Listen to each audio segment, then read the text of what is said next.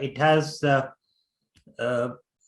number of subjects that are, there are a total of 8 subjects, but 5 subjects are of constructed response format. Sorry, not constructed response format, but compulsory format, or core. Right. Modules that carry a credit of 12 are constructed response module. That means essay type questions. There will be 4 essay questions for each of those modules. Right. Total duration is 3 hours. The rest of it is a 6 credit module. The exams are based on multiple choice format, or what is called objective response format. And the duration of the exam is 90 minutes. All right. And these are compulsory, you have no option. But then to make up for the remaining credits, you have options, electives, all right? So you have electives, M6, which is category management, M15, which is negotiation, M7, which is competitive advantage through supply chain, project management, which is M8, M9, and M10. Generally, for our past classes, we offered M6, M7, M8. Now, we can take a vote later when it's time to decide on the electives. Depending on the options that you prefer, you can let me know what option you would prefer to take up as an elective, and we can decide to take that elective, right? But in our standard practice in all the sessions so far for the previous batches was M6, M7, M8. All right, but like I said, all options are open. You can choose any of the option. All right. So that's the content for the level 5 program. A brief background about myself. I think I know most of you, probably not Khadija, but yeah, Gareth and Lawrence have gone through the diploma diploma program before, and they are aware of me because we've been interacting for a long time now. But that's my background. I'm an engineer by qualification, and I've done my post-graduation also in engineering and my level 6 professional diploma in procurement and supply, CIPS. And more than 25 years of working experience, and I also teach at the National University of Singapore as well as Rutgers Business School in the US. So that's my working as well as academic qualification. Now, this particular module or this particular subject has 5 chapters, and we'll try to cover each of the chapter in one session. So 1 chapter for 1 session. So we have 5 sessions and 5 chapters. So we'll try to cover 1 chapter per session, but if need be, if we have to extend it to another day, another session, we'll do that depending upon how we progress in the coverage. Right. Generally, we found that five sessions are good enough, but if it is not enough, then we'll take 1 more session. Right. But the schedule shows 5 sessions. The first chapter is about management, the historical history of management approaches, why the process of management, and the reason and the different types of management approaches. So origins, aspects of organization behavior, management and organization behavior, and influences that shape organization behavior. You should be expecting 1 question from each of the chapter, but therefore in this particular case, you will have at least 1 chapter that may not be examined. All right, but we do not know, so we need to prepare all the chapters. There are no options. Chapter 2 is managing individuals. Chapter 3 is managing team. Chapter 4 is human resource management. And chapter 5 is individual capabilities in procurement. Right? So chapter 4 and 5 generally has a combination of questions. So the question 4 could be partly from chapter 4 and partly from chapter 5. We start our session at 7, and depending upon the coverage, we continue till 9. Remember, we are on online mode. It's not possible to keep sitting and looking at the computer for a long period of time. So sessions are short as compared to face-to-face. We have no breaks in the middle. So we continue till the end of the session or till we complete the topic. But definitely we'll try it and complete before 9. Okay, so far so good. I hope the agenda is okay. If you need to make any changes, please feel free, all right, to make any changes. Management and organizational approach. From a procurement perspective, we are discussing it from procurement perspective, but of course, management, there are as many management so-called definitions as there are management gurus. So each one of the management scholar or person who has done research on management has his own definition and the content for management. So you will come across a number of theories, but you don't have to memorize all the theories. Just make a note of ones that you're more familiar with and you're able to apply. Right? Because this particular level 5 advanced diploma would look at application of the knowledge more than regurgitating the content. All right. But obviously you need to remember the content, but you can't be just writing the content. You need to be able to apply the content. All right. So that's the key difference between level 4 and level 5. So management and chapter 1. All right. Now, why is management more important, even more important as compared to in the past? And why the approach of management or the way of managing people need to change, keeping in view the changing global environment? All right. The current global environment, if you notice, and especially so in the last 2 years, and starting from maybe 2010 onwards, you notice that business environments are very volatile. All right. What is a common practice now was not there 2 years ago. All right. Was unheard of 5 or 10 years ago. All right. The technologies that are available today were not known 5 years ago. Every 5 years, there's a change in technology. Every 5 years, there is a change in the business climate, and it's getting shorter and shorter and shorter. We are living in a very, very volatile situation, environment in which the decision making and ability to manage change becomes even more important. Previously, the business life was much more stable. Okay. Today's stability is the thing of the past. Right? So you have to be prepared for a very volatile business environment. Moving forward, it will get even more volatile. Uncertain. Volatility is one thing, but uncertainty is another thing. Okay. The inability to predict changes. What will be the implication of Industry 4.0 technologies? Nobody knows. What will be the impact of climate change? Hard to predict. How will organization cope with that? Hard to predict.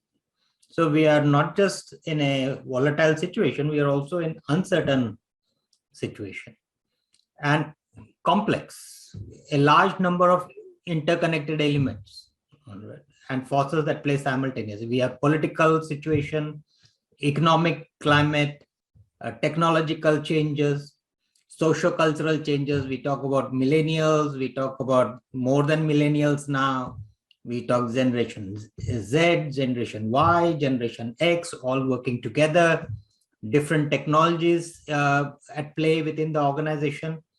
So it's complex, right, and ambiguous.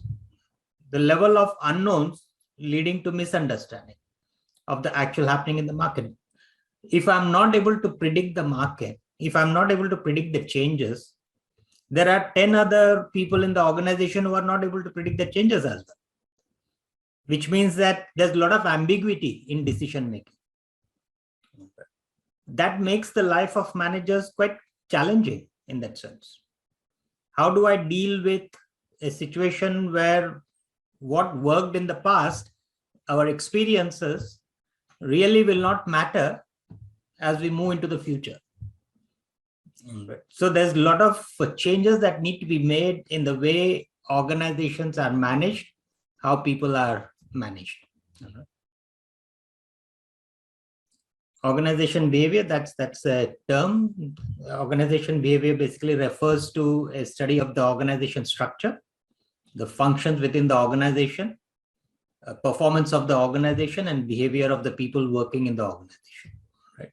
It tries to understand how we can make the organization effective and efficient by looking at the structure within the organization and matching the people to the structure of the organization. So different organization obviously will behave differently depending upon the different structures they have, different systems they have, different processes they have, and different functions they have. So the study of organizational behavior looks at enhancing the efficiency of organization and also making sure that the people who work in the organizations are so-called happy working with the organization, within the organization.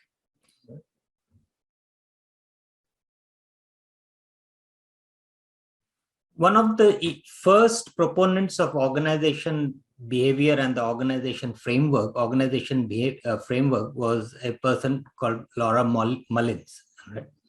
And the organization framework was defined in a number of ways. Right? If you look at any organization, every organization has a nature and a purpose. There's a reason why the organization has been set up. All right. It has certain objectives. At the minimum, at the most common denominator, the organization's objective is return on investment. It is looking to enhance the return on investment by carrying out whatever activities that the organization has decided to carry out. And the organization can be considered, if you look within an organization, there are different aspects of organization. One, the people within the organization. Remember, organization is nothing. It's nothing without the people. So there are people within the organization.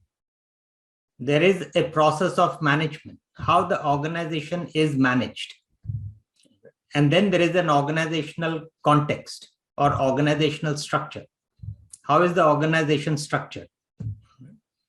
Now, these three, behavior of people, the process of management, and organizational context, is influenced by external environment, is also influenced by the internal environment or the environment within which the organization is operating.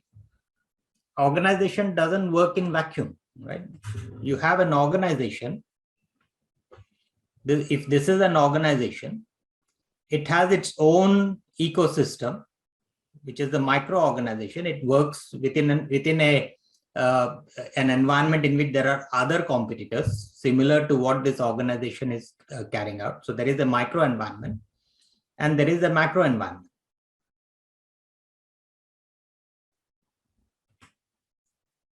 So organization is influenced not just internally.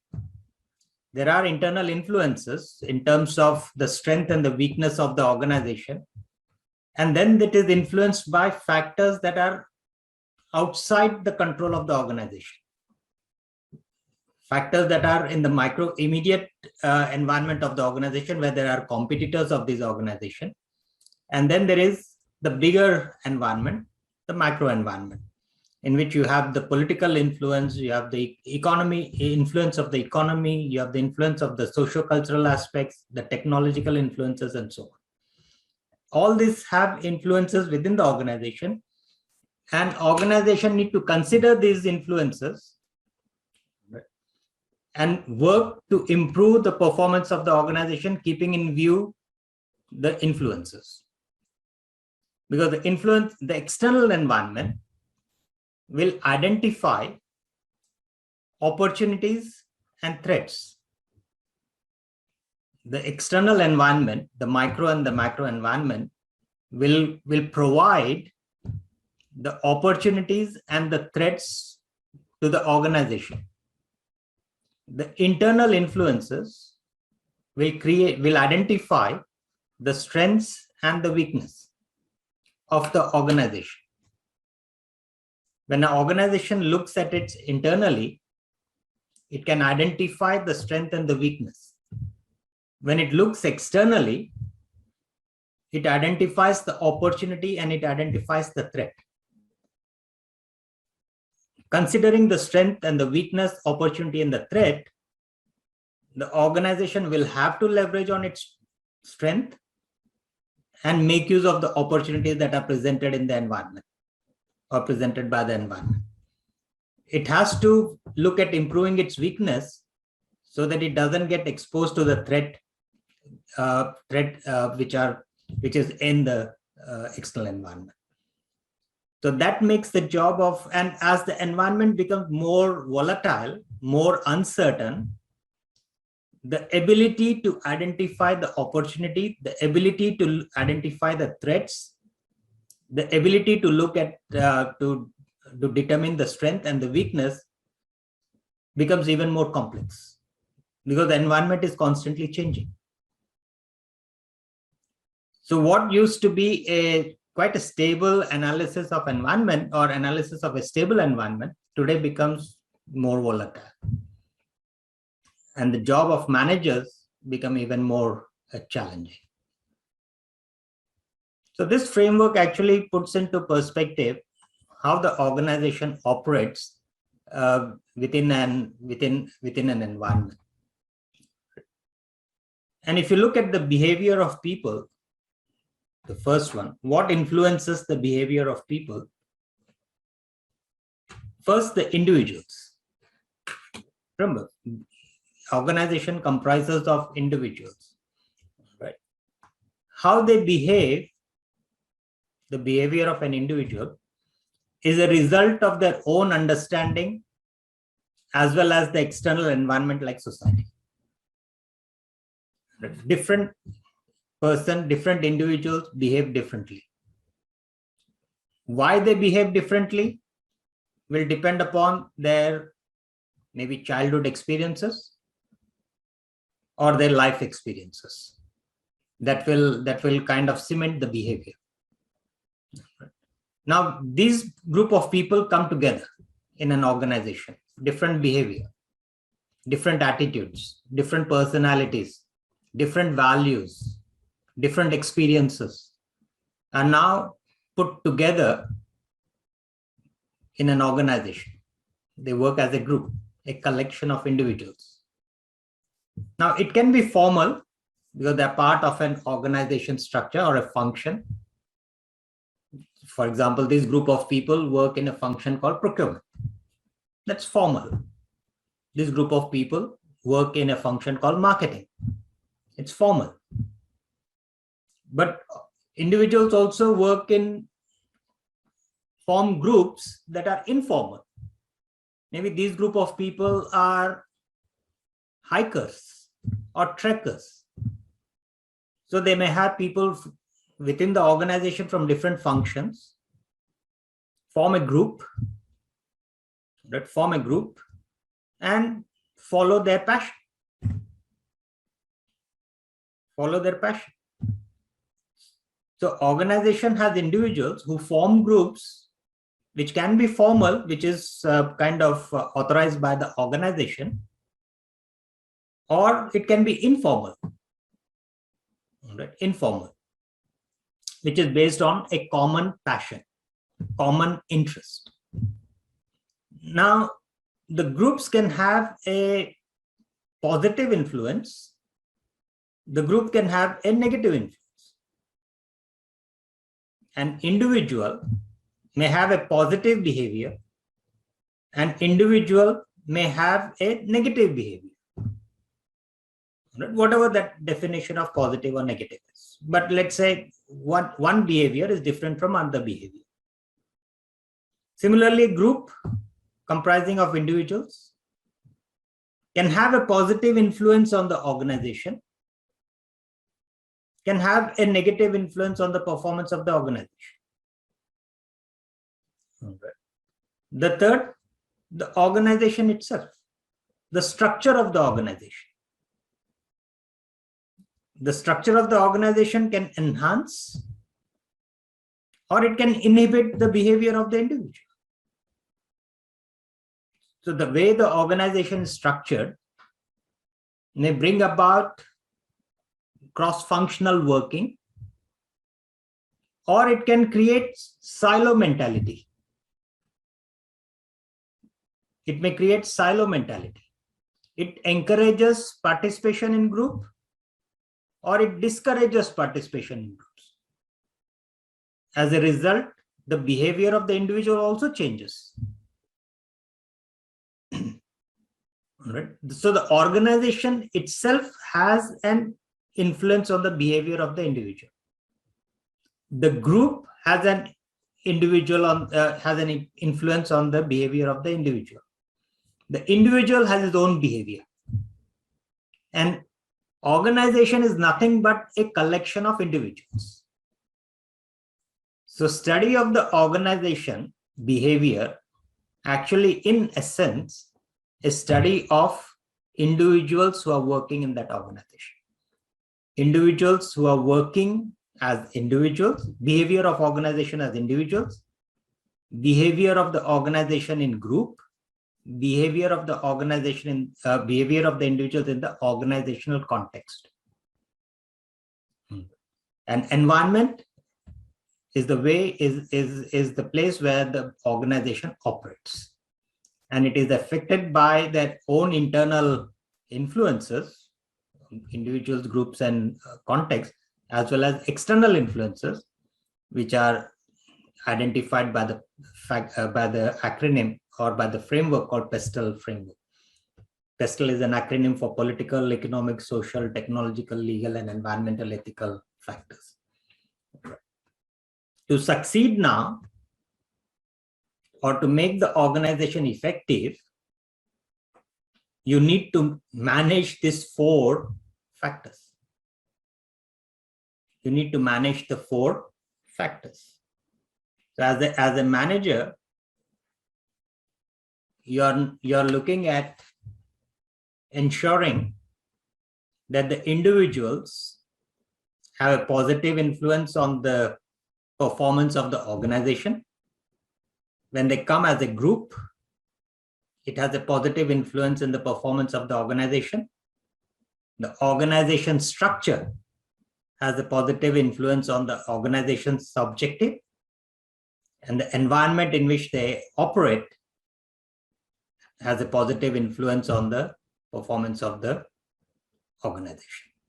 So that will be the task of management, right? To bring together these 4 factors that are seemingly independent,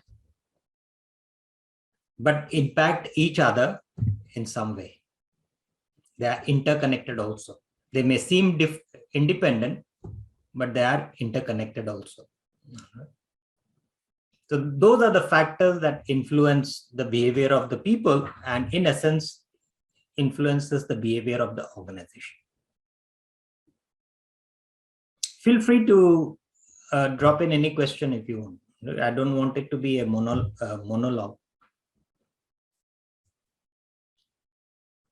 And there are different aspects of different definitions of management. Peter Drucker's definition is probably the most recognized. A lot of people recognize Peter Drucker as one of the modern day management gurus, 1970s onwards. Concerns with the systematic organization of economic resources. When you define the term resources, the resources would be manpower, financial resources, physical resources,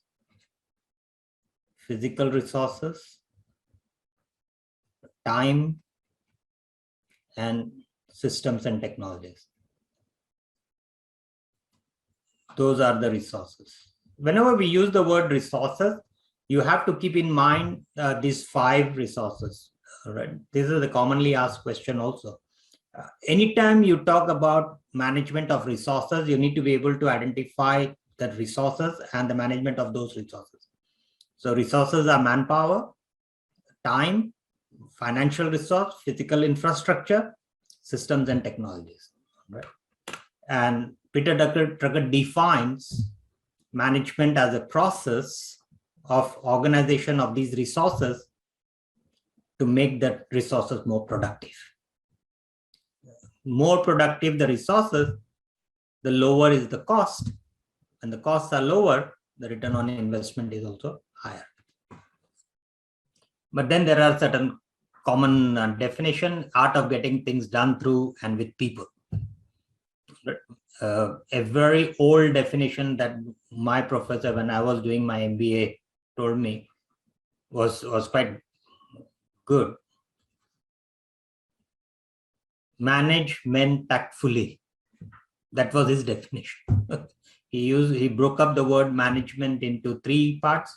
Manage men, which is resources, tactfully, ability to get things done.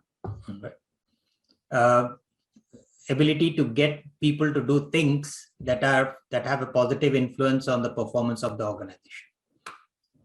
And one way to do that is to provide adequate resources and remove any blocks that hinder the performance of those resources.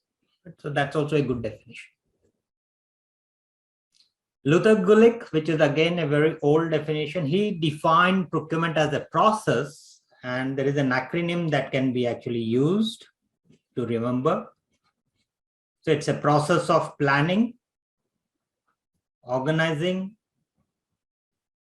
directing, staffing, which is recruitment, coordinating, reporting, budgeting. So that's another way of defining management. So this is by Gulick.